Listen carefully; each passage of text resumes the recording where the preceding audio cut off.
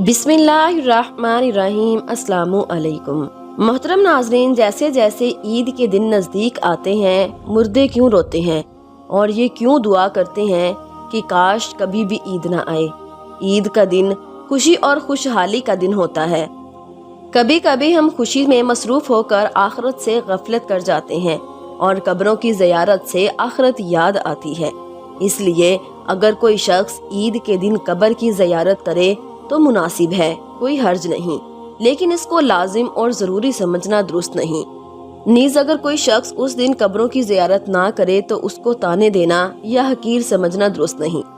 नाज़रीन, ईद का दिन बहुत ही खुशी और खुशहाली का दिन है जो साल में 2 मरतबा हासिल होता है। पहली खुशी इसकी ये है कि रमज़ान शरीफ का मुबारक महीना आया, उसमें अल्लाह ताला की रहमतों और नेमतों की बारिश हुई। हमने जी लगाकर महीने भर सुबह से शाम तक अपने आप को भूखे प्यासे रखा और रात को याद इलाही में गुजारा। उसकी खुशी में रमज़ान मुबारक के ख़त्म होते ही यकम शवाल का पहला दिन हमारे लिए खुशी और सुकून का दिन मुकर्रर कर दिया गया है और इस दिन को ईद उल फितर कहते हैं। रिवायत में आता है कि जब ईद उल फितर का दिन आता है, फरिश्ते रास्तों पर खड़े हो जाते हैं और आवाज़ लगाते हैं, ऐ मुसलमानों की जमातों, अपने रब करीम की तरफ चलो, वो तुम्हें एक अच्छे काम की तौफीक देता है, फिर उस पर सवाब अजीम अता फरमाता है। तुम्हें रमज़ान मुबारक की रातों में नमाज पढ़ने का हुक्म दिया और तुमने नमाज पढ़ी। तुम्हें दिन में रोजे रखने का हुक्म दिया, तुमने रोजा रखा। तुमने अपने रब के हुक्म की अताअत की, अब उसका इनाम हासिल करो। जब नमाज ईद ख़त्म हो जाती है तो फरिश्ते आवाज़ लगाते हैं, खुश हो जाओ कि तुम्हारे परवरदिगार आलम ने तुम्हारी मगफरत फरमा दी, अब तुम खुशी खुशी अपने घरों को लौट जाओ। इसलिए इस दिन को इनाम इकराम का दिन कहा जाता है। और जब नबी करीम सल्लल्लाहु अलैहि वसल्लम मक्का मुकरमा से हिजरत करके मदीना मुनव्वरा पहुँचे तो अहले बैत साल में 2 मेले करते थे। जब हजूर अक़दस सल्लल्लाहु अलैहि वसल्लम ने दरियाफ्त फरमाया कि ये क्या है तो उन्होंने अर्ज़ किया, या रसूलल्लाह सल्लल्लाहु अलैहि वसल्लम, ज़माना जाहिलियत में हम इन दिनों में खुशी मनाते थे। हज़रत अक़दस सल्लल्लाहु अलैहि वसल्लम ने इरशाद फरमाया, खुदा ताला ने इनकी बजाय इनसे बेहतर दिन खुशी मनाने के लिए तुम्हें अता फरमाए हैं। एक दिन ईद उल फितर और दूसरा ईद उल अज़हा है। ईद के दिन 2 रकत नमाज वाजिब है। जिन लोगों पर जुमा की नमाज फ़र्ज है उन्हीं पर ईद की नमाज भी वाजिब है और जो शर्तें नमाज जुमा की हैं वही ईद की नमाज की हैं। मगर ईदैन में नमाज का खुतबा नमाज के बाद पढ़ा जाता है और खुतबा का पढ़ना और सुनना सुन्नत मौक़दा है। और ईद की नमाज के लिए आज़ान और तकबीर नहीं बल्कि आफताब बुलंद होने के बाद जब सब मुसलमान एक जगह जमा हो जाएं तो इमाम उनको 2 रकत नमाज पढ़ाएं और हर रकत में 3 ज़ायदा तकबीरें कही जाती हैं और इन ज़ायदा तकबीरों का कहना इमाम और मुक्तदी दोनों पर वाजिब है। इसके बाद इमाम मिंबर पर खड़े होकर खुतबा पढ़े। अब बात यह है कि ईद तो तमाम जीते जागते इंसानों के लिए खुशी का दिन है, लेकिन मुर्दे ईद पे क्यों रोते हैं और क्यों कहते हैं कि काश कभी भी ईद ना आए। हम लोग तो ईद की खुशी मना रहे होते हैं, लेकिन मुर्दे ईद आने का गम क्यों मनाते हैं। कुछ मुर्दे ऐसे हैं जो ईद के आने पर बहुत दुख में आ जाते हैं और बहुत मुसीबत उनके ऊपर आने वाली होती है और इस वजह से वो लोग बहुत परेशान होते हैं। जब हम लोग इधर उधर शॉपिंग कर रहे होते हैं, घूम रहे होते हैं, हम लोगों को ईद आने की खुशी होती है कि ईद जल्दी आ जाए, लेकिन मुर्दों को ईद आने का दुख होता है।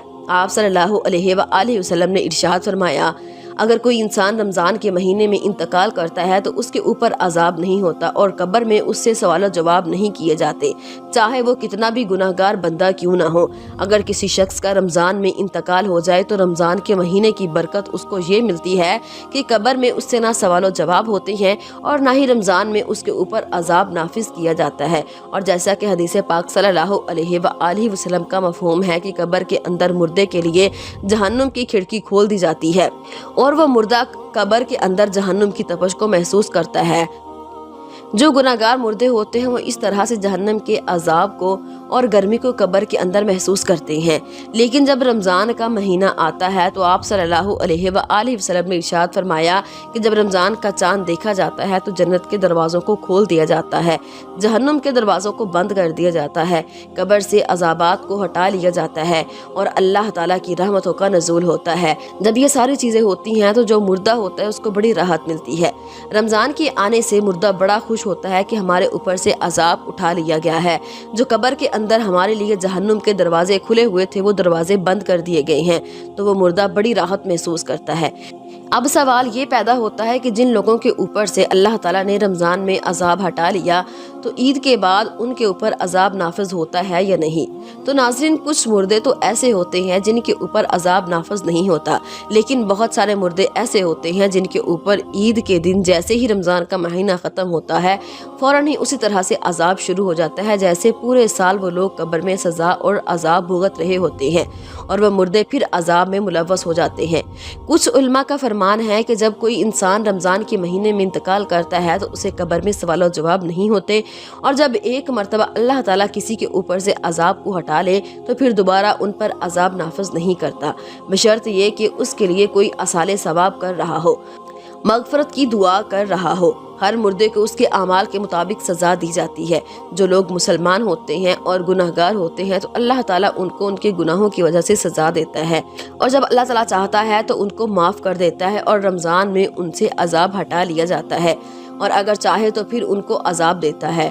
جو لوگ مسلمان نہیں ہوتے بلکہ کافر اور مشرک ہوتے ہیں تو اللہ تعالیٰ ان پر رمضان کے بعد پھر جیسے ہی عید کا چاند نظر آتا ہے ان پر عذاب مسلط کر دیتا ہے، اور پھر وہ پورا سال ہی عذاب میں مبتلا رہتے ہیں۔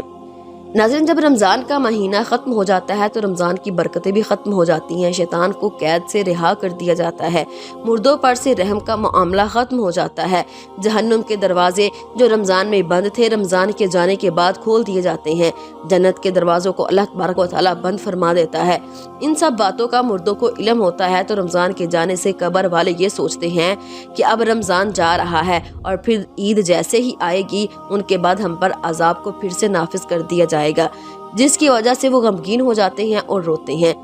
رمضان المبارک مرحومین کی عید ہوتی ہے کہ ان پر کوئی عذاب نہیں ہوتا۔ ہم لوگ رمضان کے آخری عشرے میں جب اپنی مغفرت کی دعائیں اللہ رب العالمین سے کرتے ہیں تو پھر ہمیں اپنے مرحومین کے لیے بھی زیادہ سے زیادہ اصالِ ثواب کرنا چاہیے، اور صرف اپنے ہی مرحومین کے لیے نہیں بلکہ تمام مؤمنین مؤمنات مسلمین مسلمات کو یاد رکھنا چاہیے اور ان کے لیے بھی مغفرت کی دعا کرنی چاہیے اور ان کو بھی اصالِ ثواب کرنا چاہیے۔ اللہ تبارک و تعالیٰ سے دعا ہے کہ اللہ تبارک و تعالیٰ ہمیں نیک اعمال کرنے اور گناہوں سے بچنے کی توفیق عطا فرمائے، اور ہمیں اپنے مرحومین کے لیے زیادہ سے زیادہ اصالِ ثواب کرنے اور ان کے لیے مغفرت کی دعا کرنے کی توفیق عطا فرمائے، آمین۔ ناظرین، اگر آپ کو ہماری یہ ویڈیو پسند آئے تو ویڈیو کو لائک اور زیادہ سے زیادہ شیئر کیجیے گا، اور مزید انفارمیٹیو اور اسلامک ویڈیوز دیکھنے کے لیے ہمارے چینل تبندہ وائس کو سبسکرائب کر کے ساتھ میں دیے گئے بیل کے نوٹیفیکیشن کو بھی آن کر دیجیے گا۔ پھر ملتے ہیں ایک نیو ویڈیو کے ساتھ، تب تک کے لیے اللہ نگہبان۔